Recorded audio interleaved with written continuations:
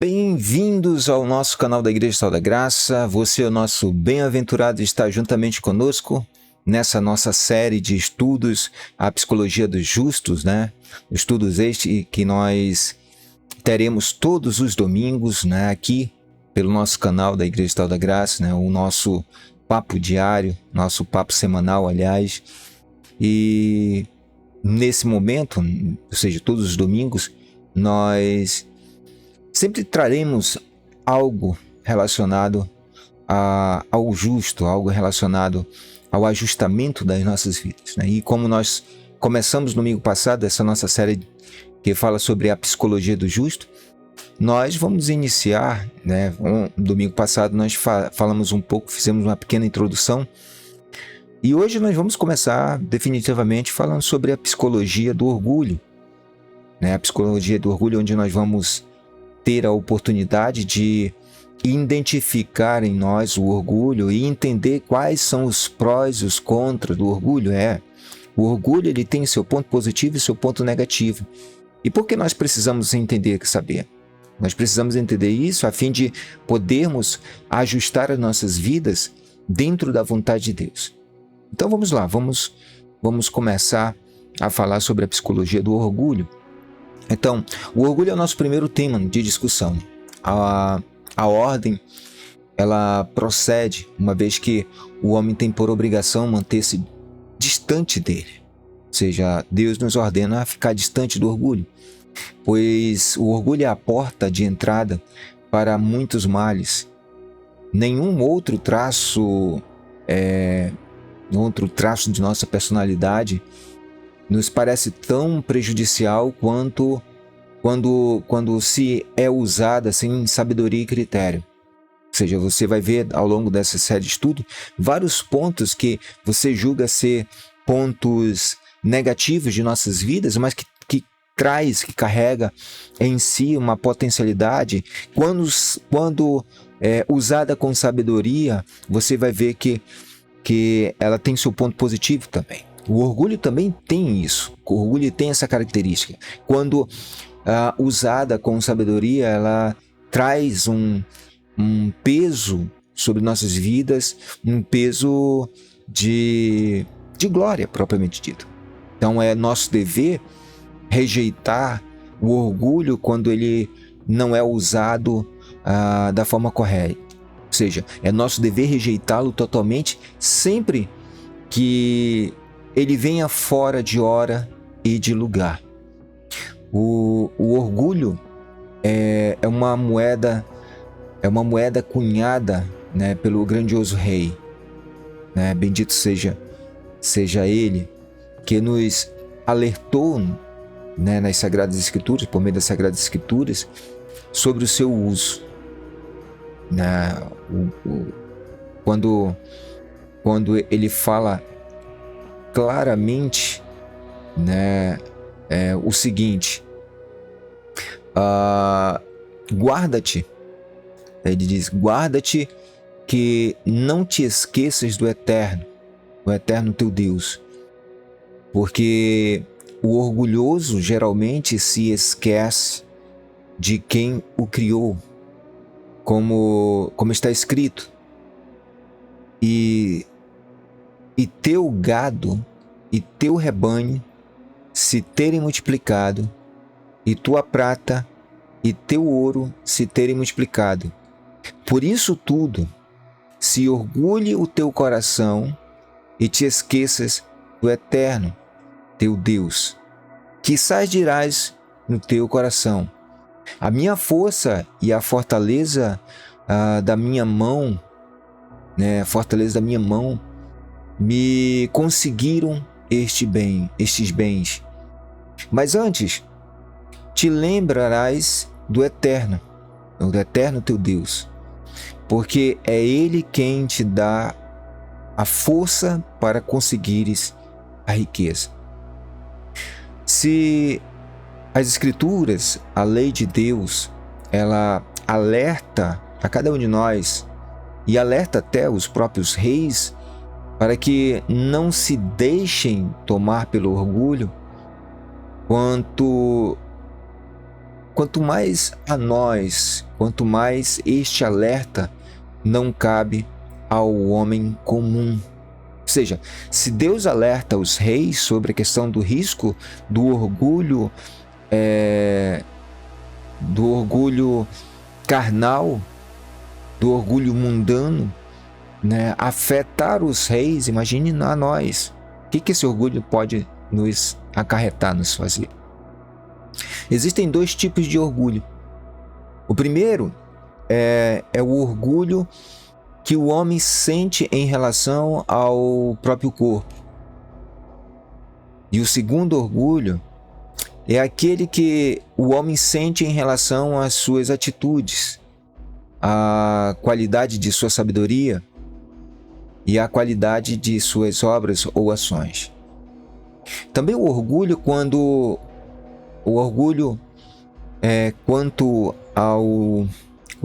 aos dotes físicos existem sob duas formas. Uma delas é boa e a outra é má. Este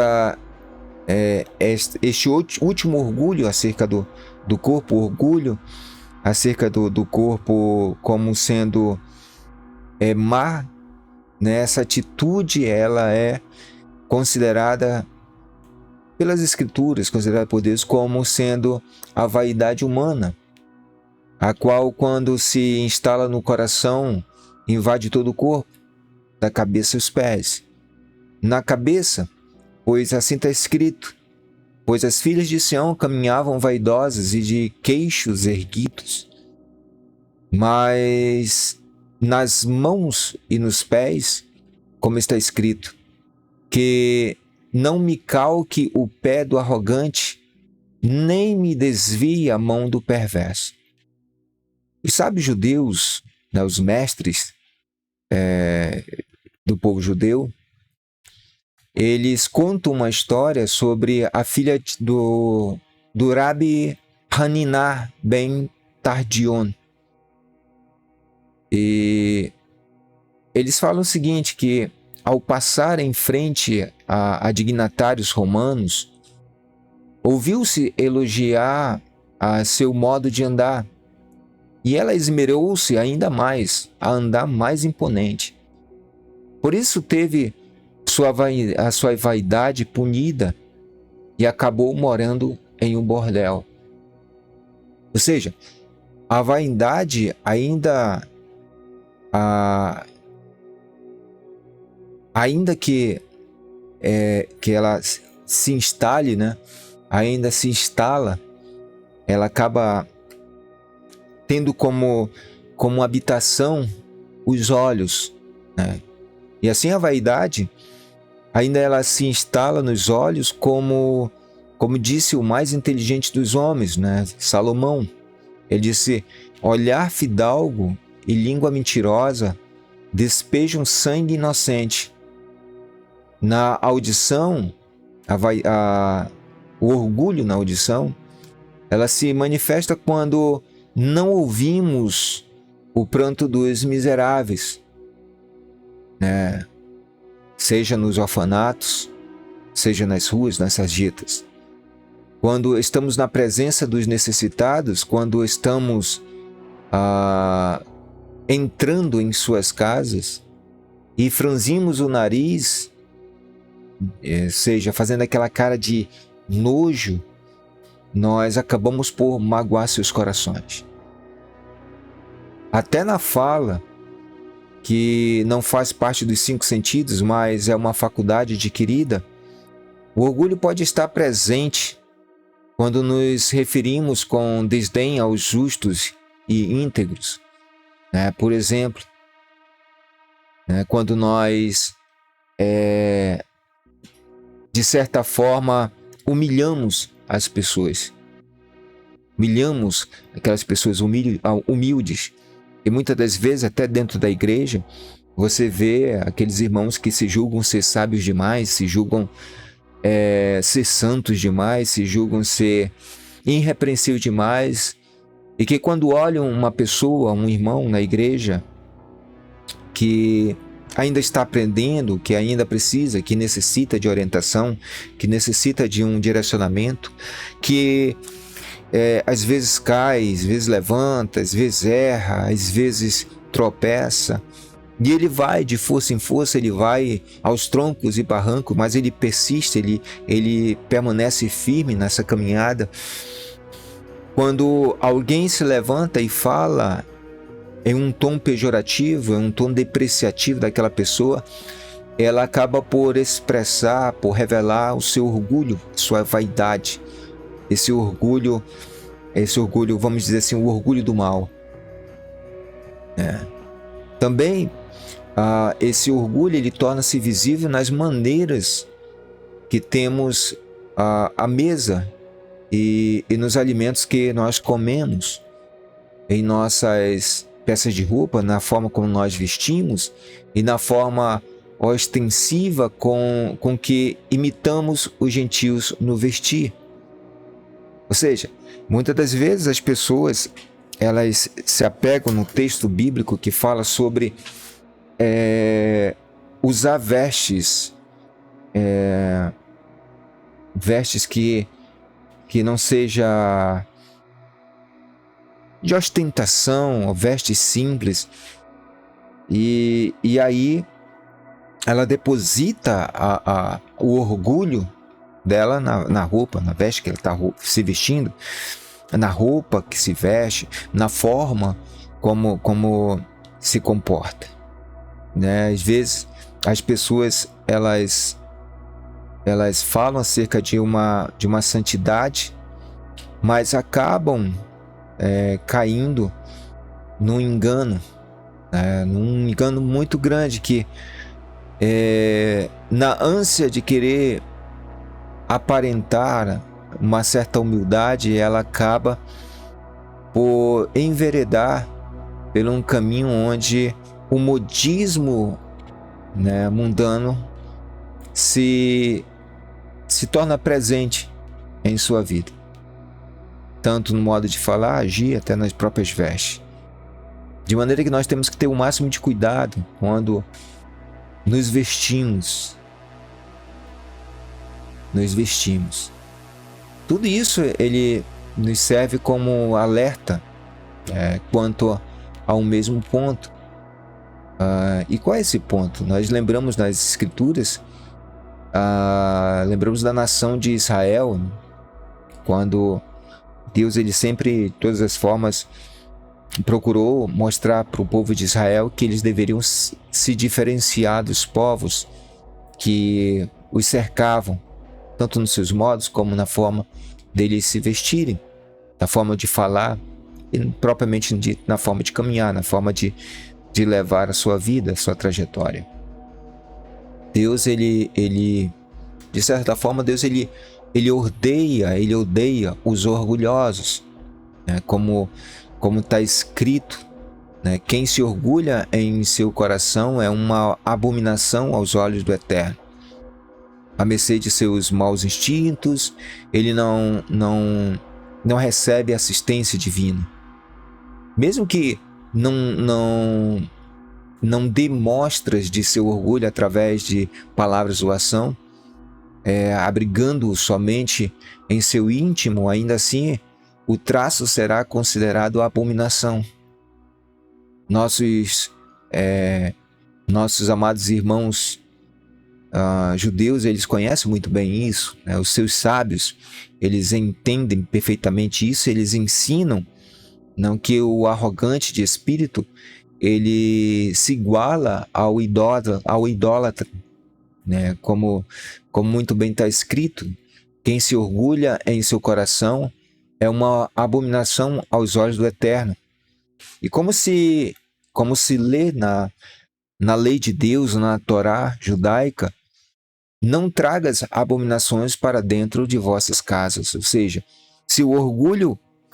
quando o orgulho ele é entendido como uma forma de se colocar acima dos outros, uma forma de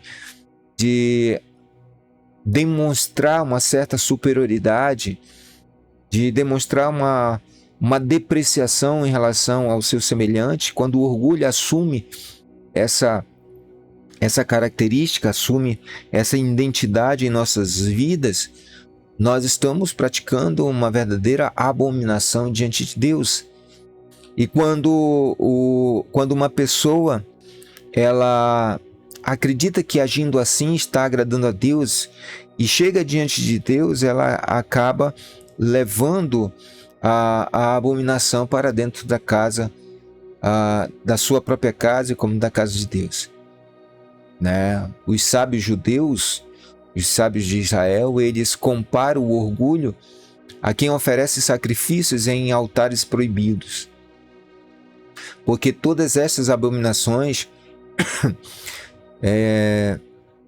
como está escrito, né? Porque todas essas abominações eles fizeram os homens da terra que estavam antes do povo de Israel.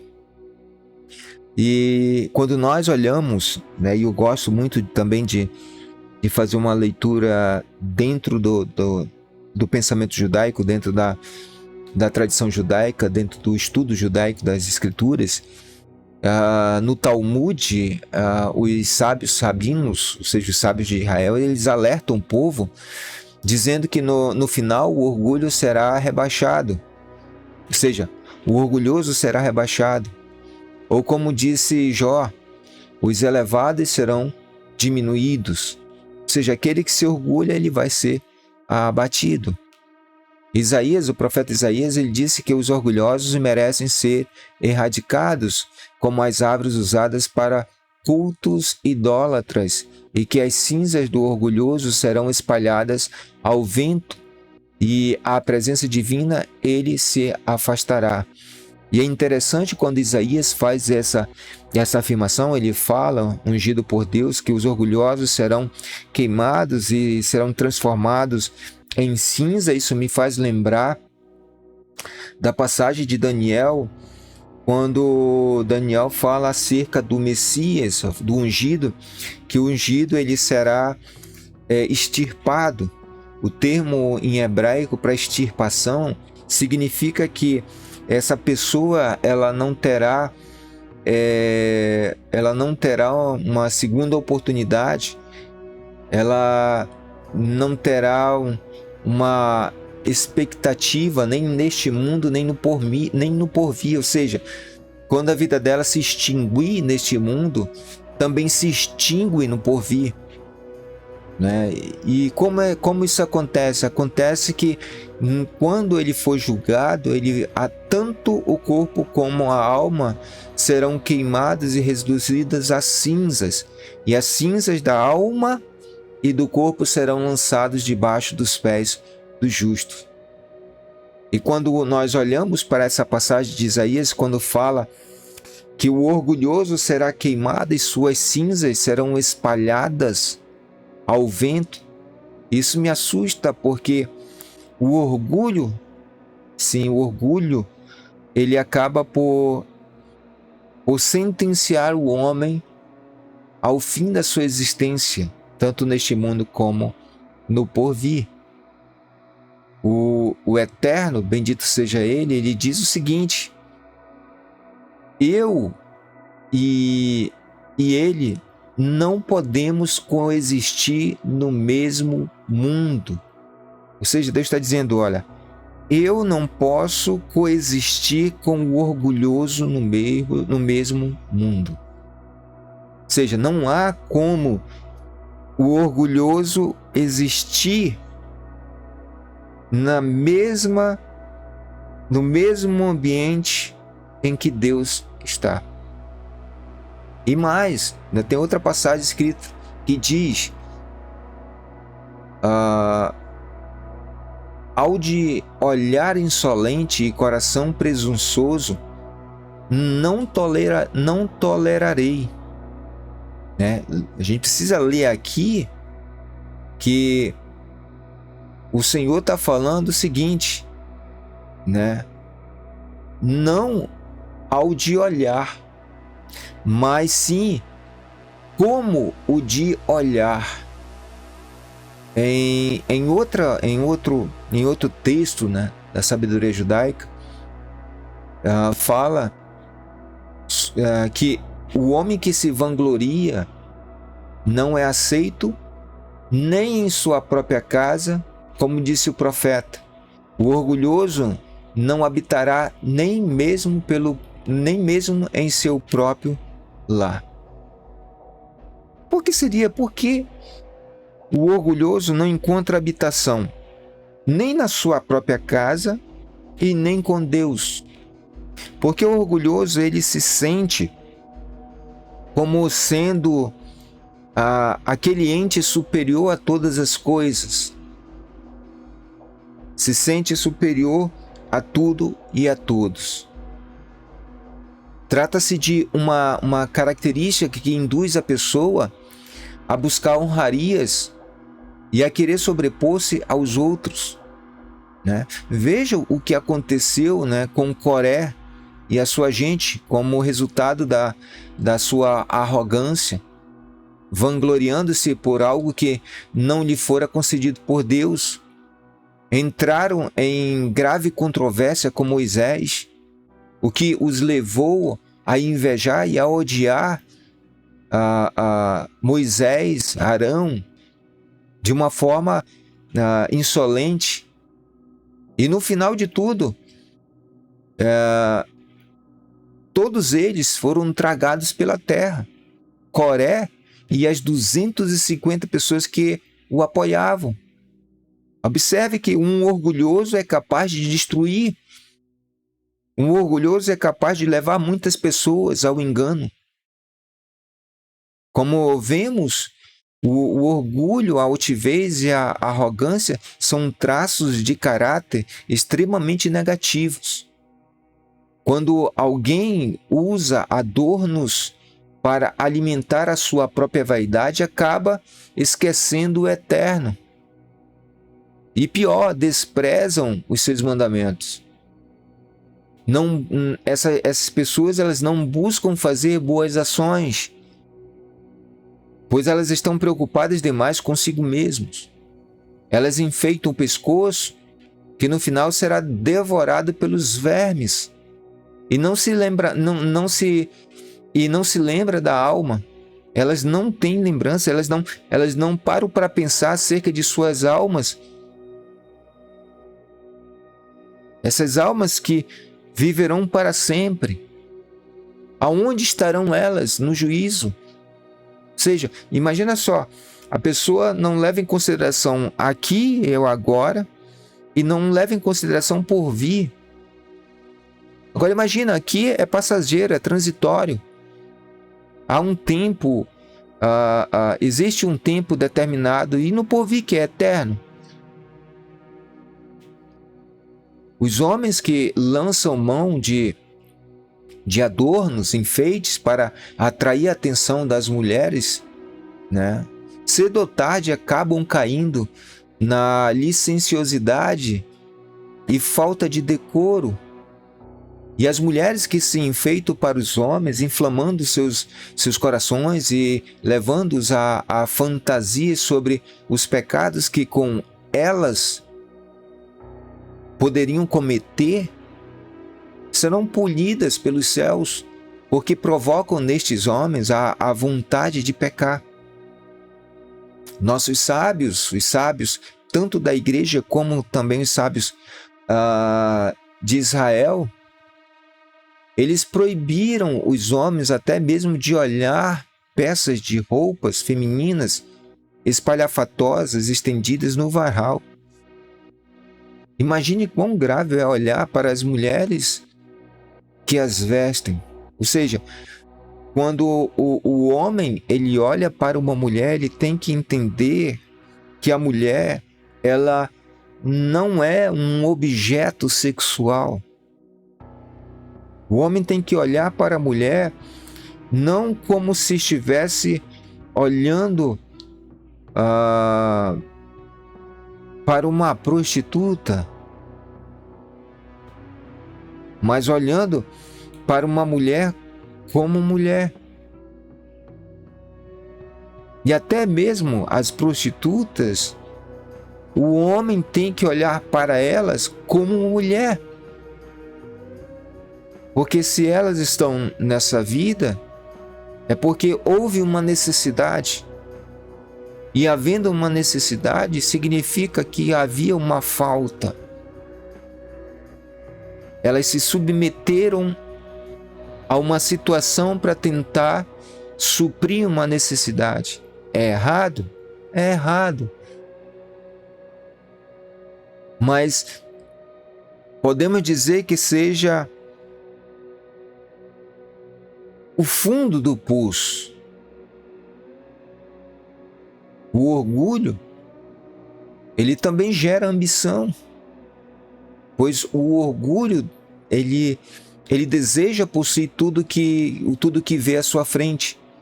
E a ambição desmensurada é o pior dos defeitos, faz o homem gastar o que tem e o que não tem para vestir-se, morar e se alimentar de acordo com os padrões que confiaram ou que lhe confiram um status privilegiado na sociedade, fazendo-se sentir-se superior aos outros. Já pensou? A pessoa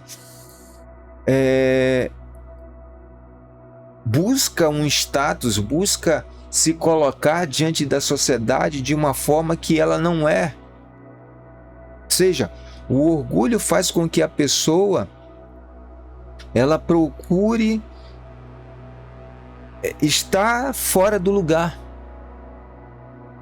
O ambicioso, ele acaba ainda sendo intolerante para com todas as criaturas, o que o torna uma pessoa de baixo nível moral. Ele acredita tudo, aliás, ele acredita tudo a si mesmo e por isso ele não se esforça em cumprir adequadamente a disposição dos mandamentos de Deus, dos ensinamentos do Evangelho, e nem se preocupa em glorificar a Deus, a menos que o ato em questão sirva para que pensem que ele é um grande devoto, um sábio ou um homem generoso. Ou seja, quando você olha na igreja, muitas das vezes existem pessoas que são humildes, que são sinceras no seu louvor, na sua adoração, nas suas orações, mas tem aqueles que fazem para que os outros vejam e, vendo ele fazer daquilo, possam dizer: olha quão espiritual é fulano, quão genial é fulano, quão usado é o fulano. E ele faz tudo isso para justamente receber os elogios das pessoas e ser glorificado. O orgulhoso, ele se alegra com os deslizes e com a falta de conhecimento dos outros. O orgulhoso, ele gosta de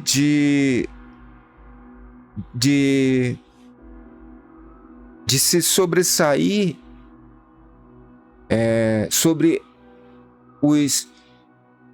aquelas pessoas que não têm um conhecimento das Escrituras adequado, né? Eles se divertem à custa do sofrimento alheio, e este é um dos 24 obstáculos para o arrependimento. Imagina só, existem 24 obstáculos para o arrependimento. E entre os 24 obstáculos para o arrependimento, o orgulho é um deles.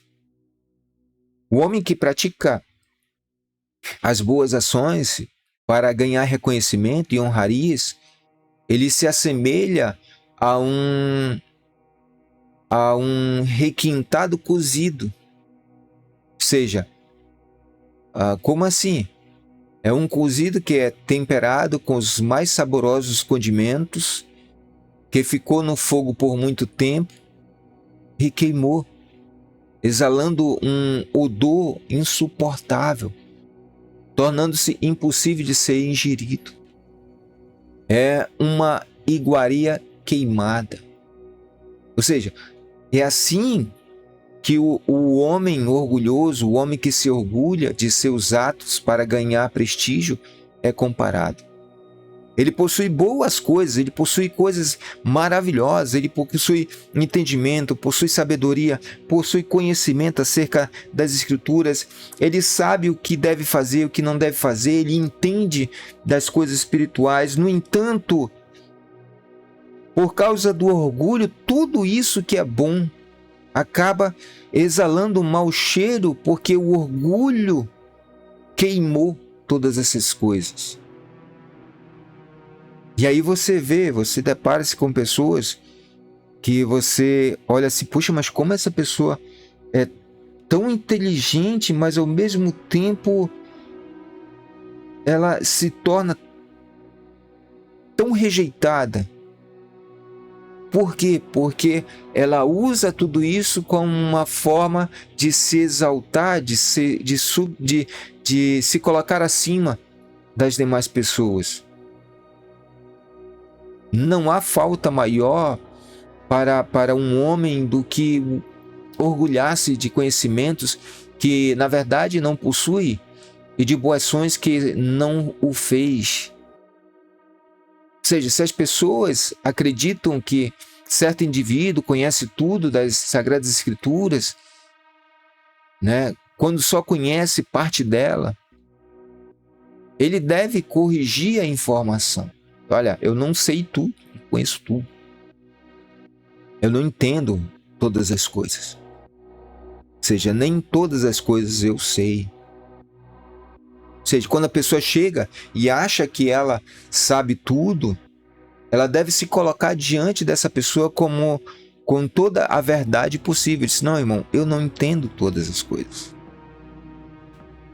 Ele tem que ter a humildade para amenizar e para frear o orgulho que leva à soberba. É importante saber que todos os nossos atos, eles têm por finalidade glorificar o Criador, glorificar a Deus, tanto em público quanto em particular, e que toda a nossa prática espiritual deve ter como meta satisfazer unicamente a vontade divina, sem perder sem perder a essência, sem pretender contentar ou esperar conhecimento de homem algum. Aliás, esperar reconhecimento de homem algum. A gente não busca reconhecimento, né? Nós buscamos agir sempre de acordo com a vontade do Altíssimo, que sabe o que está dentro de nosso coração. É por isso ele fala, eu, o Eterno, esquadrinho o coração e examino o pensamento, para dar a cada um segundo os seus caminhos, segundo o fruto de suas obras. E mais, ele ainda diz ainda mais, as coisas ocultas pertencem ao Eterno nosso Deus. Por isso, nesse momento, nesse estudo da psicologia do justo, nós procuramos falar claramente que é necessário alertarmos a todos sobre o orgulhoso, para que ninguém venha se gabar de seu conhecimento das Escrituras e de suas boas ações, pois essa pessoa ela pode sofrer uma punição. Apesar de se pensar no orgulho apenas de forma negativa, como nós falamos até agora, nós só estamos falando aqui, nesse momento, nós só apenas falamos do orgulho de uma forma negativa, para mostrar para vocês para onde o orgulho negativo leva o homem, né? Para onde o orgulho negativo tende a levar o homem. Mas o orgulho ele possui uma vertente, uma face saudável, uma face positiva. Então, qual seria a face saudável do orgulho? Então, existe um aspecto positivo no orgulho, que se traduz no sentido de dignidade em relação ao próprio corpo. É possível que alguém se se engane e pense até de uma forma errônea, dizendo: já que a vaidade é tão maligna, não comerei carne, não beberei vinho, não me casarei, não viverei em um lar confortável, não vestirei roupas adequadas, usarei apenas trapos e roupas desprezíveis para me cobrir. Eu usarei utensílios feios e sujos para me servir e não lavarei meu rosto, as mãos e os pés. Terei assim uma aparência repugnante e não atrairei o pecado. Mas quem pensa e age desta maneira é considerado um pecador, pois sobre o narizeu está escrito o seguinte: oferecerá o sacerdote um por oferta de pecado e outro por oferta de elevação. De acordo com os comentaristas judaicos sobre isso, quanto a este texto, eles dizem o seguinte: se a Torá chama o nazireu de pecador por se abster somente do vinho, quão pecador não será quem abrir mão dos restantes das necessidades humanas? Já não são suficientes as proibições da Torá, da lei? Por que colocar sobre si mesmo um fardo que Deus não ordenou? O rei Salomão, ele sugere o equilíbrio entre as verdadeiras necessidades humanas e entre as necessidades humanas e o que é supérfluo, que venha a ser não tão necessários. Salomão, ele diz: não pretendas ser extremamente correto, nem incomensuravelmente sábio, porque por que haverias de atrair sobre ti desolação?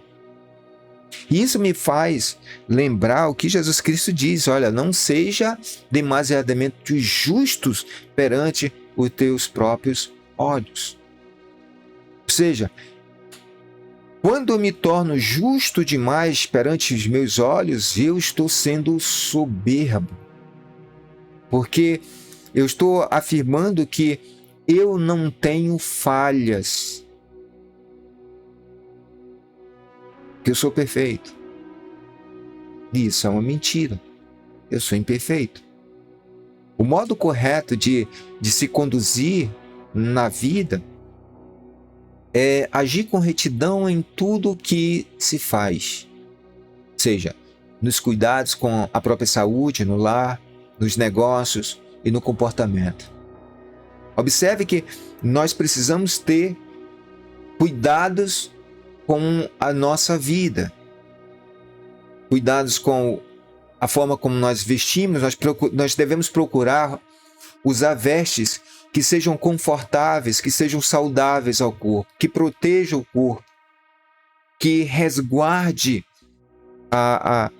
o corpo e também a segurança. Nós devemos nos preocupar com a nossa saúde do corpo, comer comidas saudáveis, comidas boas. Nós precisamos ter a disciplina de nos alimentar no horário certo. Nós precisamos ter o cuidado no nosso lar, o trato com nossa esposa, com nosso marido, com nossos filhos, com nossos pais. Nós temos que ter cuidado no trato com os negócios, ser honestos, não tentar levar vantagem sobre ninguém. Saber como lidar, como tratar no comportamento, o modo de agir, o modo de pensar, o modo de fazer as coisas. E como nós devemos fazer isso? Nós devemos, como eu falei, nos vestir com roupas simples, mas agradáveis, que não sejam exuberantes, mas que tampouco sejam trapos que nos envergonhem. Sempre em congruência com a situação financeira. Ou seja, o pobre de acordo com suas posses, o rico de acordo com suas riquezas. Não devemos usar roupas com defeitos, peças manchadas, sujas ou remendadas. Ou seja, não adianta você pensar, não, vou comprar uma roupa bacana, uma roupa, como o pessoal costuma falar, uma roupa top. Aí você recebe R$ 1.200. Aí vai na loja, comprar uma roupa de R$ 350. Só que aí você tem luz para pagar, você tem água para pagar, você tem a escola dos teus filhos, você tem o rancho para fazer. Aquela roupa de R$ 300 que você comprou, aqueles 300 vai lhe fazer falta. E aí você pode dizer, mas eu estou me vestindo bem. Sim, você cometeu uma transgressão diante de Deus. E qual foi a transgressão diante de Deus que você cometeu? O orgulho.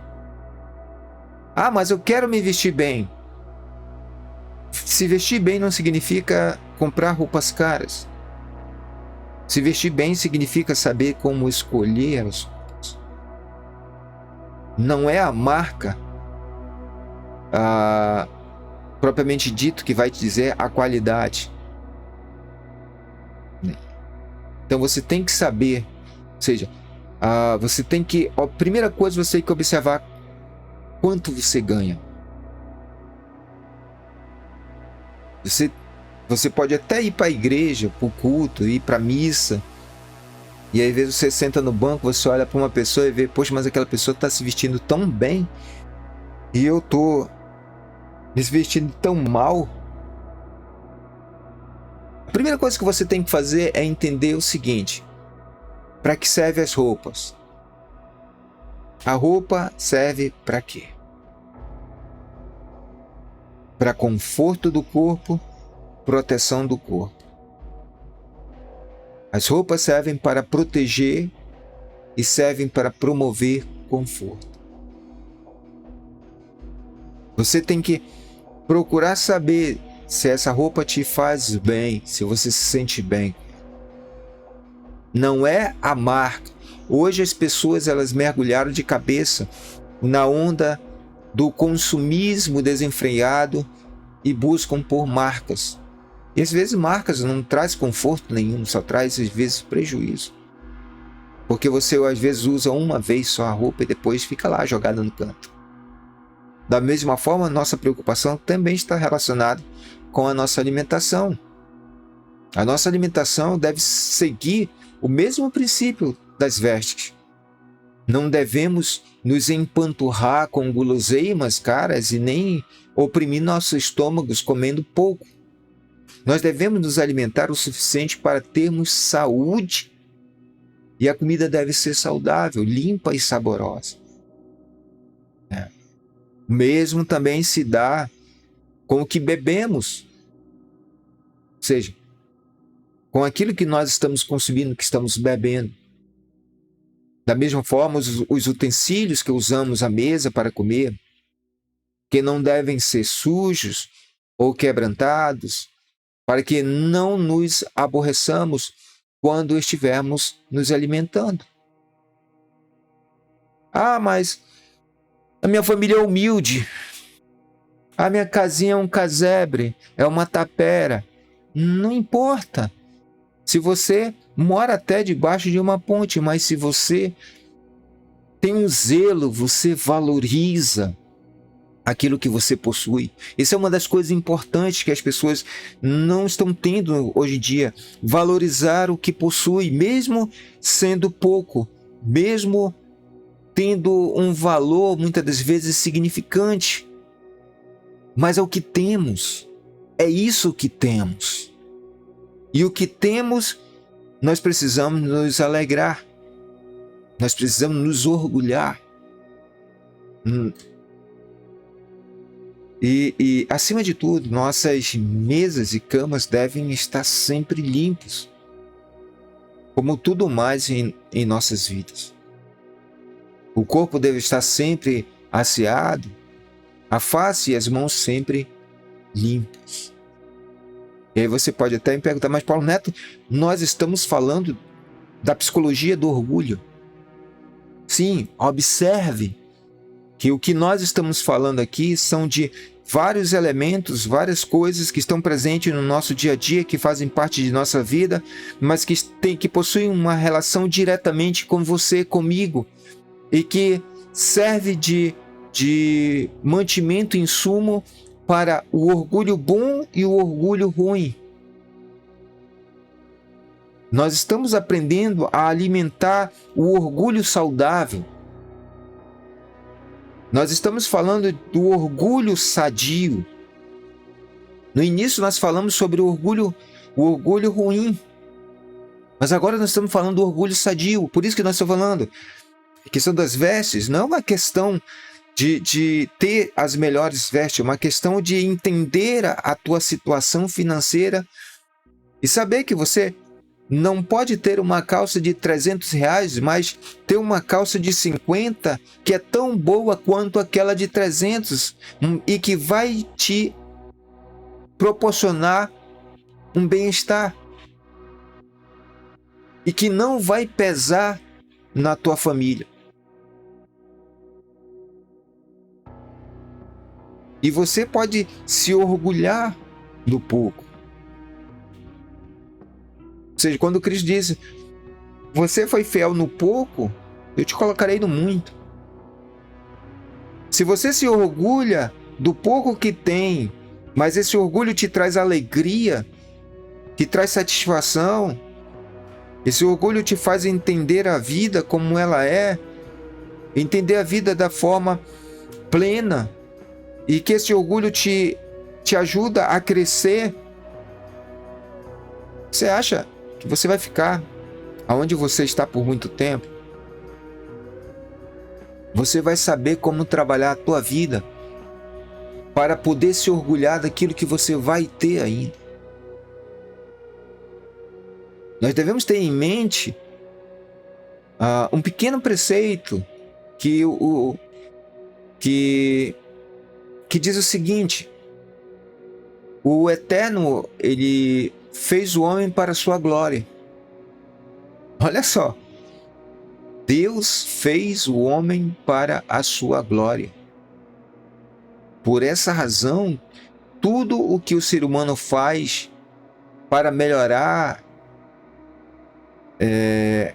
o serviço, para melhor servir a Deus e glorificá-lo, inclui cuidados minuciosos com o próprio corpo, o que é considerado um grande mandamento, ainda que aparentemente se assemelhe à vaidade ordinária, fonte de arrogância e de exibicionismo. Ou seja, Deus, ele fez o homem para a sua glória. Se Deus fez o homem para a sua glória, ele fez o homem para que você pudesse engrandecer o seu nome, engrandecer esse Deus maravilhoso, engrandecer esse Deus benigno. E como o homem engrandece a Deus? Por meio do seu corpo. Quando nós cuidamos do corpo, quando nós nos preocupamos com ele, quando nós cuidamos dele, é como se o nosso corpo fosse o jardim do Éden. Está aí uma boa explicação para a importância do cuidado do corpo. O nosso corpo é o jardim do Éden que foi dado ao homem para que ele cuidasse, zelasse e para que ele frutificasse e se tornasse um jardim maravilhoso para Deus. Nós vimos no início o orgulho ruim e agora estamos vendo o bom orgulho. O orgulho que entende que eu preciso cuidar do corpo para engrandecer e glorificar a Deus. Ainda que muitas das vezes isso possa ser confundido, como nós falamos agora há pouco, como a vaidade ordinária, que é a fonte de toda arrogância e exibicionismo. Então nós vamos dar uma pequena parada, que nós já estamos com o tempo um pouco mais avançado. Então hoje nós vamos ver apenas esses 2 pontos: o orgulho ruim e o orgulho bom. No próximo domingo nós vamos ver quais são os grandes inimigos, né?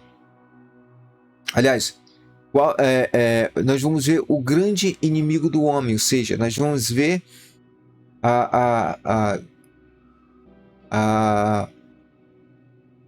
nós vamos ver aquele que usa o orgulho para distanciar o homem de Deus. Então, no próximo domingo, nesse mesmo horário, nós vamos voltar e falar um pouco sobre o grande inimigo, sobre as suas artimanhas, né? E, principalmente, as nossas defesas. Então, que Deus abençoe a todos, fiquem com Deus e até o nosso próximo encontro aqui na Igreja Digital da Graça, aqui no Facebook, falando sobre a psicologia dos justos e falando sobre a psicologia do orgulho. Que esse primeiro momento, falando do orgulho, possamos ter chegado a algum lugar e entendido um pouco a diferença entre o orgulho bom e o orgulho ruim. Fiquem com Deus e até a próxima, se Deus assim nos permitir.